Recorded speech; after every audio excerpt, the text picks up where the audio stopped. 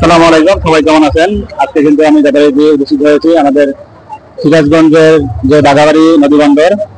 তো এখানে কিন্তু প্রতি বছরের ন্যায় এবছরও নৌকা প্রতিযোগিতা আয়োজন করা হয়েছে। বাংলার যে ঐতিহ্য নৌকা বাইচ, এটা কিন্তু দিন দিন কিন্তু হারিয়ে যাচ্ছে।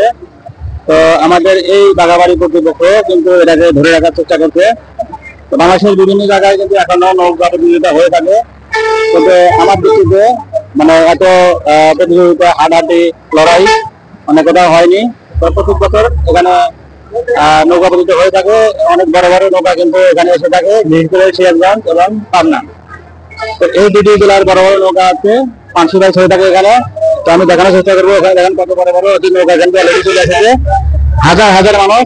তো এই নৌকা প্রতিযোগিতা কিন্তু আজকে এই যে দেখতে পাচ্ছেন যে বাঘাবাড়ি ব্রিজ, এটা কিন্তু একটু যানজটের সৃষ্টি হয়ে গেছে। তা এটা আমি এখন আপনাদের সাথে শেয়ার করবো যে নৌকাগুলো প্রতিযোগিতা অংশগ্রহণ করে তারা যেতে।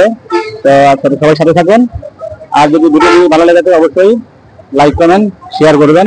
যদি ইউটিউবে দেখে দেন সাবস্ক্রাইব করবেন, আর যদি ফেসবুকে দেখেন অবশ্যই ফলো করবেন। ধন্যবাদ সবাইকে, সবাই সাথে থাকুন।